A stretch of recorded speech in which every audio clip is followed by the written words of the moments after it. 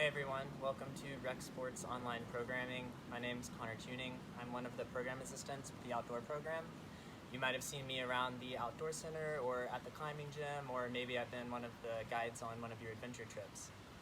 Today I'll be talking to you about how to plan to cook in the outdoors, what you should think about beforehand, and then how to go about bringing food, preparing it, and cooking it in the backcountry. And then I will walk you through one of the meals that I make when I go outside. There are three different basic approaches that you can have to cooking in the backcountry. The first one, and my personal favorite, is to cook fresh foods. So you would bring fresh tomatoes, fresh onions, anything that comes from your normal grocery store, and you would cook outside just like you would cook inside. Some of the benefits to cooking fresh food in the backcountry are that it's healthier than some of the other options, way tastier, and definitely cheaper than some of the other options that you can use when you're cooking outside. Maybe one of the downsides is that it is more weight when you go hiking or if you have to bring your food in long distances. Because of that, I tend to choose this option when I go on short weekend trips or trips where I know that I'm not going to have to carry in my food and gear very far. Another really great option is to dehydrate or dry your food before you go into the backcountry. So this is buying your produce at the grocery store the weekend or week before, and then the week leading up to your trip, you might dry your food out, lay it out on a pan and stick it in the oven at a really low temperature just to get the moisture out of there. And that way you make your food a lot lighter and you still get to keep some of those good fresh flavors for when you're cooking outside. One of the greatest benefits is that this is a really fun way to prepare for your weekend trip, and also it's still cheap because you're buying fresh foods and veggies at the grocery store beforehand. The last route that you can go down is buying freeze-dried food. Freeze-dried food comes in these sealed packages. All of the moisture has been taken out and they have really, really long expiration dates. So you can buy a lot beforehand and then use them in the next 2 or 3 years after you purchase them. One of the biggest benefits is that this is a super light way to pack food into the backcountry. I think it's a really great way if you're going on a week-long or a 2-week-long trip and you're trying to bring a lot of meals with you in your pack. In addition to being a really light option, it's also really quick to cook these meals on the trail. So you can sit down, boil some water, and all you have to do is pour your water into the bag and let it sit for 10 or 15 minutes. Give it a stir and then your meal would be ready to eat. Two of my favorite brands for freeze-dried food would be Backpacker's Pantry and Mountain House.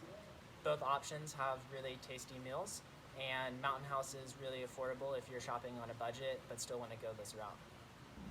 One of the things to think about before you get out on the trail and start cooking is the gear that you're going to need. So I'll walk you through the gear that I bring when I go on a trip personally. Kind of what I aim for with my gear is to bring only what I need and make sure that it's really light. So the system that I'm about to show you works really well for me. You may want to add a few things or take away a few things depending on the options that you're going to be cooking with in the backcountry. So maybe the two most important things would be your pot and pan. So I just use a regular old metal pot and then also a really wide deep dish pan. This is called a fry bake. It is really easy to clean, cooks things really well, and it's super, super light. So this is maybe one of my favorite pieces of gear. Also, what I like to bring is a lid for my fry bake. This is great for cutting up veggies if you go for the fresh veggie route, and then also it goes great for covering both your pan, and then I also use it to cover my pot if I need to. The next really important piece of gear would be your stove. So there are a lot of different stove options that you can use.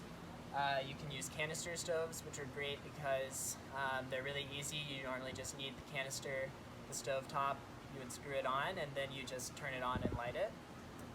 I prefer to use an MSR whisper light. This uses white gas or kerosene.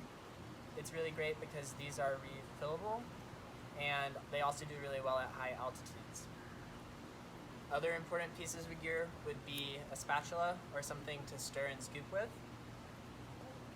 a lighter to light your stove. I like to bring 2 lighters just in case one of them fails, then I'll always have a backup. pocket knife in case you need to cut any veggies or do any other food prep while you're outside. A bowl and an eating utensil. I really like the Nalgene bowl. It's made for homeware, but it's the same brand as the water bottles, so it's very durable. It has a lid, so you can take any leftovers on the trail with you. And then also, I like to use a spatula or a little scraper to clean with. I like it because it's really lightweight. It helps me make sure that I scrape all of the extra food out of my bowl, but you can always just bring a normal spoon or fork from home. Normally a spoon is better in case you have a liquidy meal or something that you need to scoop with. Something else that I always prepare at home that I like to bring with me is a spice kit. Now, I don't have my normal spice kit with me, but I did bring some of the spices that I would normally put in my spice kit. Normally I would have these little plastic containers that you can also find from Nalgene, and they're great because they keep the moisture out and they hold different spices and they're really refillable. Some of the spices that I like to use would be red pepper, garlic salt, normal salt, black pepper, some paprika, and then I always bring cumin and curry powder, and then also like Italian seasoning in case I'm making pasta or anything like that. I also like to do a lot of baking in the backcountry, and so I like to make sure that I'm bringing yeast with me, baking powder, and also some cinnamon in case I make any sweets. Something else that I like to think about before I go in the backcountry is food prep. So I think if there's anything that I can cut up at home before and bring pre-chopped and ready to go, just to save me time when I'm in the woods.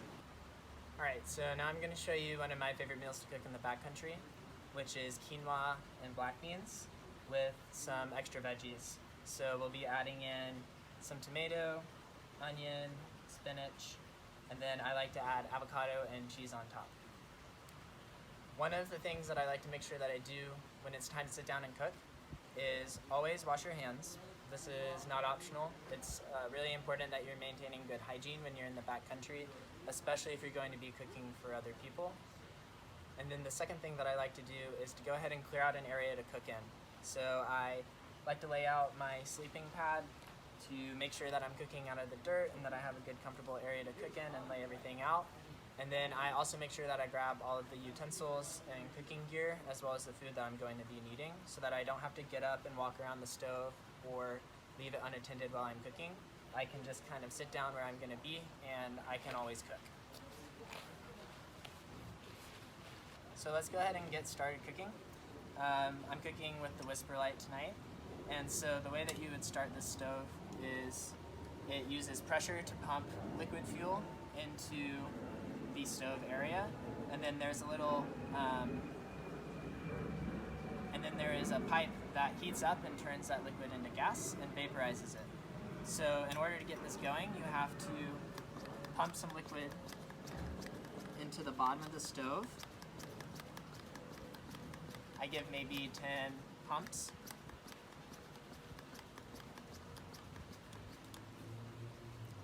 I make sure that my stove is on a nice even surface, and I'll let some of the fuel go into the bottom cup.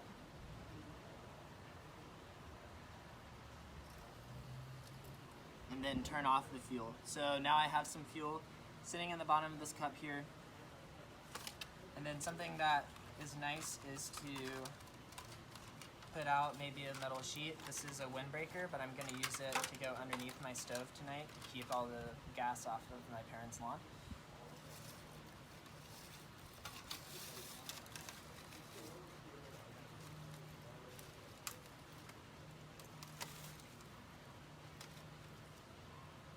Awesome, so now I'm going to light the fuel that's in the bottom of the cup and let it burn until it's just about to go off. So right now what this flame is doing is it's heating up the pipe in there. And once this flame is about to burn out, then I can turn back on the fuel, and as it goes through that pipe, it'll turn into gas and we'll be able to cook. Okay, the flame is about to go out, so I'm just going to turn the fuel back on. And now you can see that we don't have that bright red flame, but now we kind of have a blue flame down in there, which means that it's a hotter burn. It is a little windy out, so I'm actually going to use the windshield to block out the wind.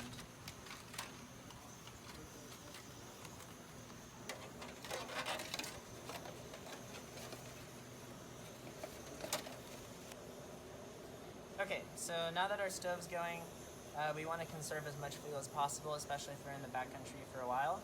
So I'm going to go ahead and heat up my pan and get it ready for us to cook the veggies.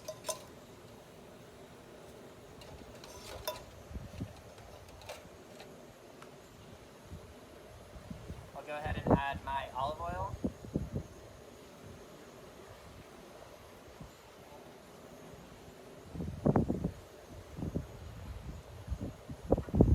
And so basically what we'll do with this meal is we will cook our onions and our tomatoes and maybe our carrots and spinach as well, and cook them down, get them nice and brown. And then once that's finished, we'll take that off and we will boil water for our quinoa. And then once the quinoa is finished, we'll mix that in with our beans. And then we can top it with all of our vegetables.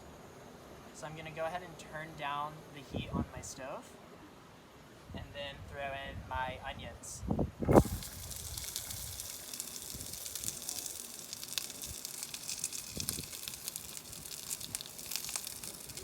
I like to throw in a lot of my spices right when I put my onions in so that the spices have a lot of time to soak into the food and marinate. So what I'm putting in is crushed red pepper, some curry, paprika,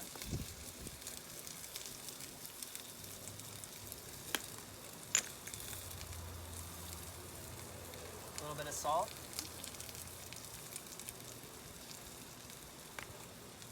and then regular black pepper.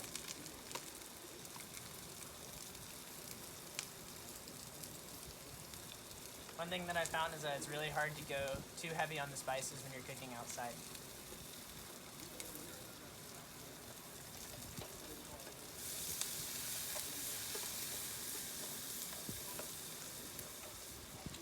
Something that's also really nice to bring is fresh garlic. I pretty much always bring fresh garlic with me, so I'm going to go ahead and chop up a few cloves and then throw it in with the onions.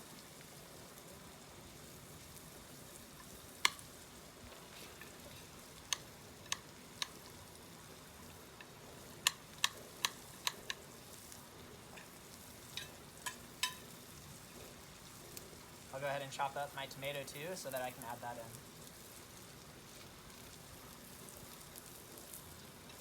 Alright, so my onions are nice and brown now, and I'm going to go ahead and add in the tomatoes.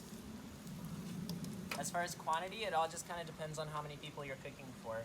I'm cooking a meal that's maybe for 1 or 2 people, and so I have 1/4 of an onion in the pan now. I put in 4 cloves of garlic.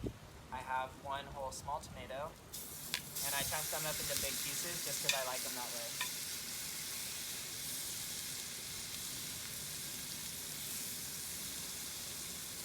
As far as carrots, I maybe did like half of 1 large carrot. It ended up being about half a cup of shredded carrots. And I shredded them because normally I would shred them and freeze dry them. I'll go ahead and add those in too so they have time to cook.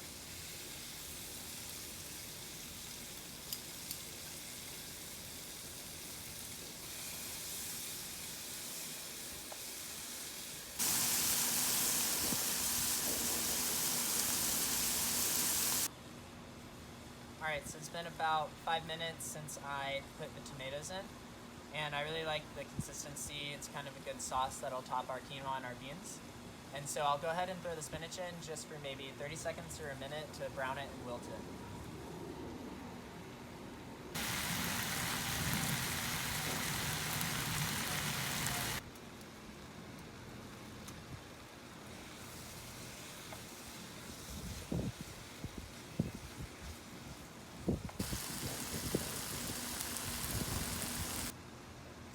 Okay, so now the topping is done, so I'm going to take this off, place it on the side, and we'll go ahead and start boiling some water for the quinoa.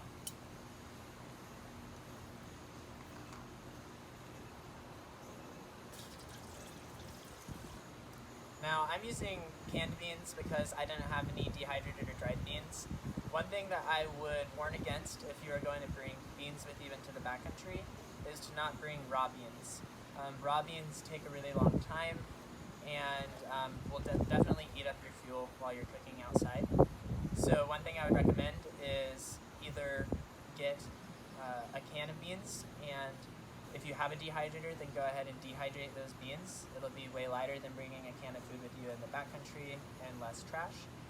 Or you can buy pre-dehydrated beans at the grocery store, which will cook in maybe like 10 minutes instead of 2 hours.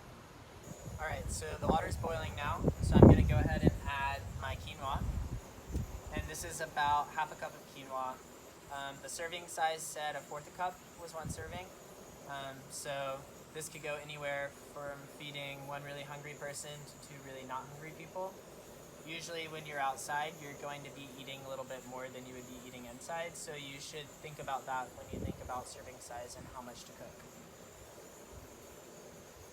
I'm also going to go ahead and add a little bit of salt and maybe a few other spices in here just so that we can get some flavor in the quinoa.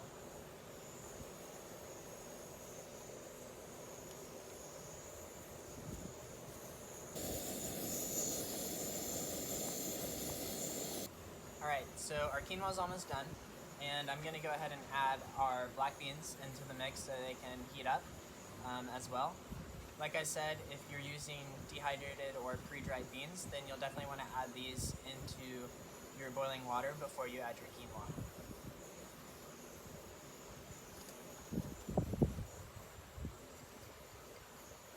Alright, the quinoa's finished. I added a bit too much water, so I'm going to go ahead and strain that out. And then when I come back, we will be able to add our sauce to our quinoa and we'll be good to go. Alright, so I just strained the quinoa and I'm going to go ahead and add it to our vegetables.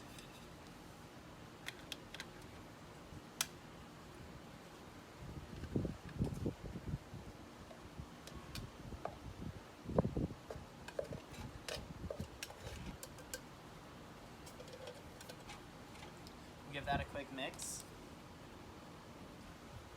and sprinkle some cheese on top.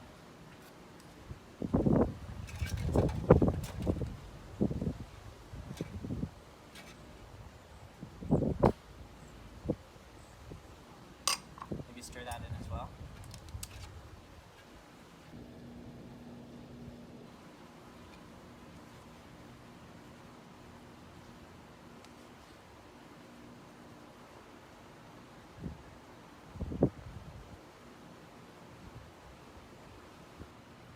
Thank you for joining me today. I hope you learned a lot. Be sure to check back with Rec Sports Online for more content to help you stay home and stay healthy. Hook 'em.